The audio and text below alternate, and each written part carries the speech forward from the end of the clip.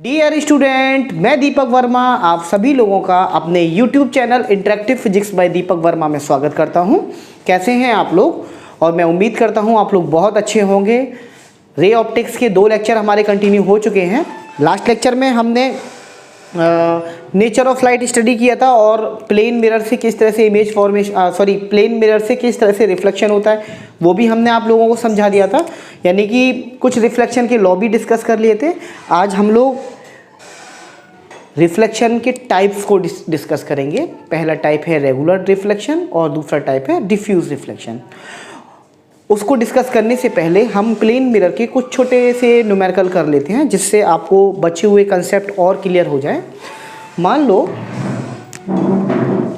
ये हमारे सामने प्लेन मिरर है, बार बार कोटिंग करने की ज़रूरत है नहीं बच्चों इसमें। और इस प्लेन मिरर का ये हो गया नॉर्मल, ये मैं बता चुका हूँ। और आपके सामने ये डायग्राम बना हुआ है और आपसे बोल रहा है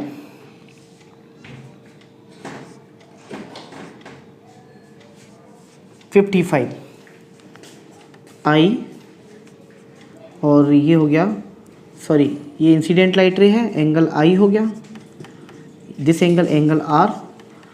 अब आपसे पूछ रहा है इस न्यूमेरिकल में कि calculate the value of angle I.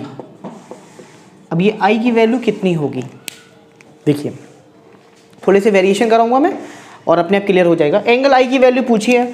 अब बच्चों यहाँ पर आपको ये 55 डिग्री दे रहा है, ओके। तो ये 55 डिग्री दे रहा है, यानी कि ये 55 डिग्री क्या है आपके सामने? मैंने बताया था ये जो एंगल है इंसिडेंट लाइट रे, रिफ्लेक्टेड लाइट रे, और ये बचा हुआ एंगल इसको हम क्या बोलेंगे? आपको गिवन है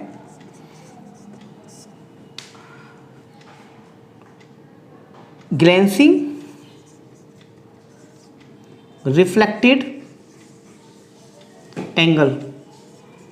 ये आपको 55 दे रहा है। आप इसे सफिक्स में आर जी भी बोल सकते हैं, यानी ग्लांसिंग एंगल ऑफ रिफ्लेक्शन। ये आपको दे रहा है 55 डिग्री, ओके। अब आप जानते हैं बच्चों कि ये 55 डिग्री है और ये एंगल आर है। अब आप देखिए, खुद देखिए, ज्योमेट्री से देखिए, ये 90 डिग्री बन रहा है पूरा, क्योंकि नॉर्मल हमेशा सरफेस के साथ में 90 डिग्री बनाता है। तो यानी कि आप बोल सकते हैं कि angle R plus 55 degree is equal to 90 degree. यहाँ से आप लोग एंगल आर को कैलकुलेट कर सकते हैं। एंगल आर निकल के आएगा 90 माइनस 55, दैट मीन 35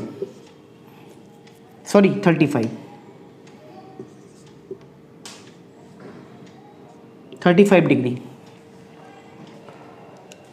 तो ये 35 डिग्री बेटा एंगल ऑफ रिफ्लेक्शन है।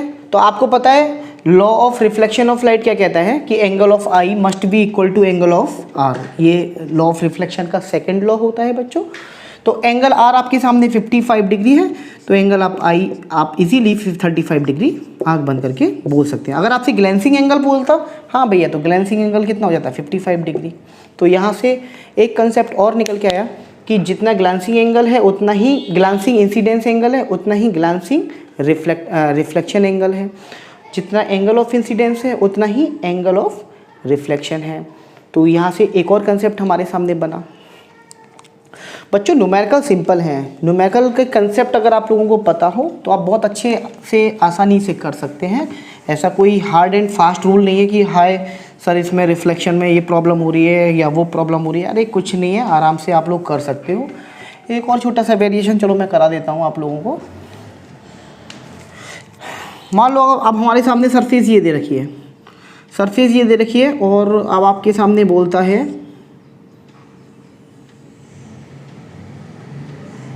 मान लीजिए ये है 30 डिग्री, ओके। अब आपसे पूछ रहा है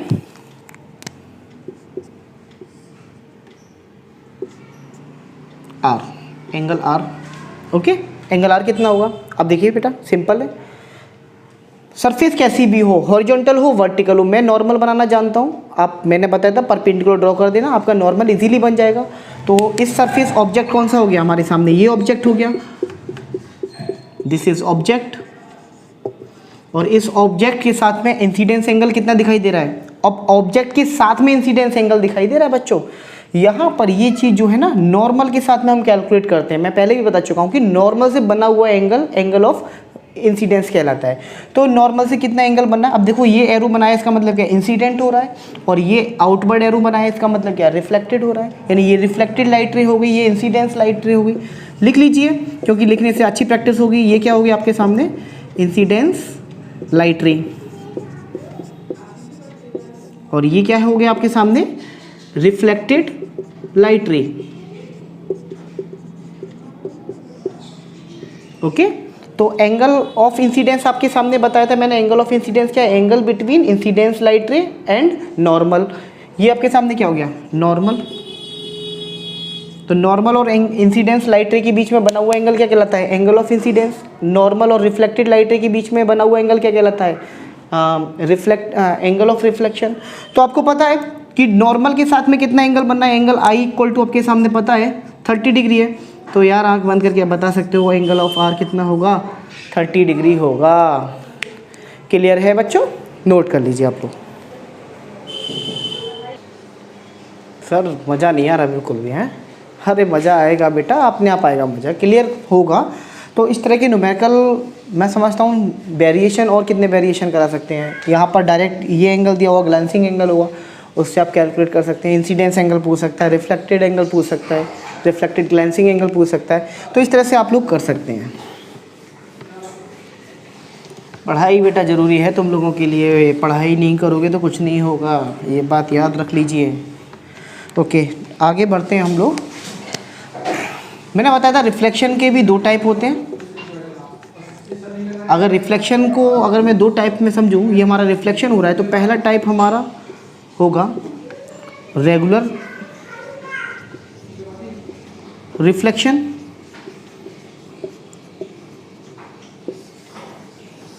और सेकंड होगा हमारा डिफ्यूज रिफ्लेक्शन। अब ये दोनों रिफ्लेक्शन है कौन से, रेगुलर रिफ्लेक्शन और डिफ्यूज रिफ्लेक्शन। बच्चों रेगुलर रिफ्लेक्शन तो बहुत कम देखने को मिलेगा लेकिन हाँ डिफ्यूज रिफ्लेक्शन कॉमन लाइफ में हम देख सकते हैं। ठीक है, ऐसा नहीं है कि diffuse reflection law of reflection को फेल कर रहा हो, बिल्कुल भी ऐसा नहीं है।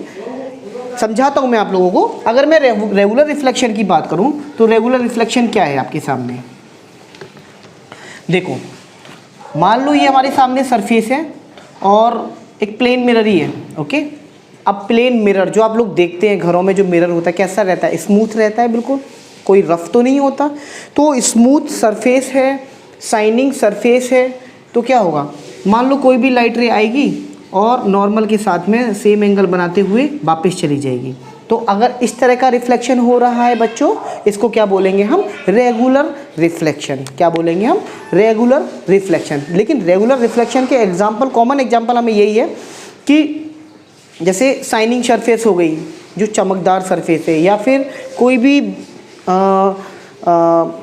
मिरर हो गया, प्लेन मिरर हो गया, ये सब कैसे एग्जांपल्स हैं, इनसे जो रिफ्लेक्शन होगा वो कैसा होगा, रेगुलर रिफ्लेक्शन। इसकी खासियत ये होती है बेटा कि आप उसके सामने खड़े हो जाइए, उस सरफेस के सामने खड़े हो जाइए और आपको अपना पूरा का पूरा इमेज दिखाई दे रहा है, यानी जैसे आप हैं एज इट इज़ आप दिखाई दे रहे हैं, तो आप समझ लीजिए कि रेगुलर रिफ्लेक्शन हो रहा है। और अगर ऐसा नहीं हो रहा तो रेगुलर रिफ्लेक्शन नहीं है। जैसे मैं बात करूँ स्टिल वाटर की, कभी कभी आप देखते हैं स्टिल वाटर है, रखा हुआ है, बिल्कुल क्लीन वाटर है, आप जाके देखिए अपना फेस को, आपका फेस दिखाई देगा, that is the example of regular reflection. आप कभी भी सिल्वर की स्पून है, उसके सामने देखिए, आपको दिखेगा कि बिल्कुल फ्लैट है, आपको अपना फेस दिखाई देगा, ये क्या है, रेगुलर रिफ्लेक्शन है। रेगुलर रिफ्लेक्शन के पीछे कॉजेस क्या रहता है बच्चों, कि इसकी जो सरफेस रहती है उसमें जितने भी पार्टिकल्स हैं वो सारे के सारे पार्टिकल्स एक ही डायरेक्शन में फेस कर रहे होंगे। मान लो ये पार्टिकल है तो रेगुलर वे में अरेंज होंगे और रेगुलर वे में एक ही तरफ फेस कर रहे होंगे, यानी सबके फेस जो है फेसिंग होगी वो एक जैसी होगी। इन सभी पार्टिकल्स की फेसिंग एक जैसी होगी।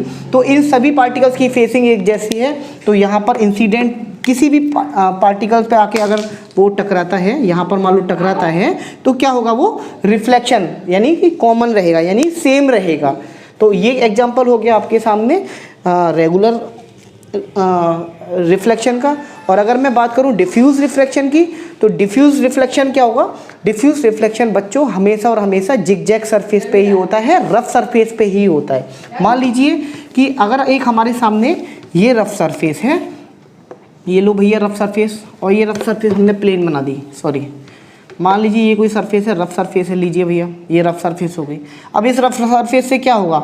कहाँ तुम नॉर्मल बनाओगे, कैसे बनाओगे? मान लो ये लाइट रे आई, कभी इधर चली गई, दूसरी लाइट रे आई, मान लो यहाँ पे इसे थोड़ा सा लगा स्मूथ है तो ये वापस से हो गई, ये ऐसे हुआ, ये इधर वापस हो गई। यानी कि कहने का मतलब ये है कि डिफ्यूज रिफ्लेक्शन में एंगल ऑफ इंसिडेंस कभी भी एंगल ऑफ रिफ्लेक्शन के इक्वल नहीं होता। ये बात ध्यान रखिएगा, एंगल ऑफ इंसिडेंस कभी भी एंगल ऑफ रिफ्लेक्शन के इक्वल नहीं होगा। क्यों नहीं होगा? क्योंकि इन सब के पार्टिकल्स है ना अलग अलग फेसिंग कर रहे हैं, अलग अलग हैं, दूरी दूरी पर हैं। कोई कैसे अरेंज्ड है, कोई पार्टिकल क्लोजली स्पेस्ड है, कोई दूरी पे रखा हुआ है, तो हर पार्टिकल्स अलग अलग है। जिगजैग सरफेस बन रही है, रफ सरफेस बन रही है, रफ सरफेस बोल सकते हैं, रफ सरफेस, यानी ये सारी की सारी सरफेस रफ है। तो कहाँ बनेगा angle of incidence equal to angle of reflection? कभी नहीं बनेगा बच्चों। तो इस तरह का अगर रिफ्लेक्शन हो रहा है तो उसे बोलेंगे हम डिफ्यूज रिफ्लेक्शन। डिफ्यूज रिफ्लेक्शन के एग्जांपल ये है, मान लो एक बुक है या बुक या चेयर, क्या आप कभी उसमें इमेज देख पाएंगे अपनी? नहीं देख पाएंगे। भैया कैसे देख पाओगे आप? क्या नहीं, कुछ नहीं दिखाई देगा। क्यों नहीं दिखाई देगा? Due to diffuse reflection. यानी कि ये जो इंसिडेंट लाइट रे जितनी उस ऑब्जेक्ट पे जा रही है वो क्या हो रहा है? हर डायरेक्शन में स्कैटर्ड कर रहा है लाइट रे को, हर डायरेक्शन में। ये स्कैटर्ड हो गया, ये स्कैटर्ड हो गया, मान लो एक इस तरह से आया, ये स्कैटर्ड हो गया इस डायरेक्शन में। यानी कि स्कैटर्ड होने की वजह से ही हमें वो ऑब्जेक्ट दिखाई दे रहा है, याद रखना। लेकिन हम उसमें अपनी इमेज नहीं देख पाएंगे। हम अपने को देखना चाहें कि हम भाई इस चेयर में अपना फेस देख लें, नहीं देख पाएंगे। हम मिरर में ही अपना फेस देख पाएंगे, क्योंकि वो कैसा है? फ्लैट है। वो कैसा है? पॉलिश्ड है, स्मूथ सरफेस है, उसकी शाइनिंग सरफेस है। तो ये कुछ बेटा एग्जांपल से रिफ्लेक्शन, सॉरी रेगुलर रिफ्लेक्शन और डिफ्यूज रिफ्लेक्शन के। आगे हम लोग प्लेन मिरर से इमेज फॉर्मेशन बनाएंगे कि किस तरह से इमेज फॉर्मेशन होती है, क्या लॉज होते हैं इमेज फॉर्मेशन के प्लेन मिरर से। Thank you very much.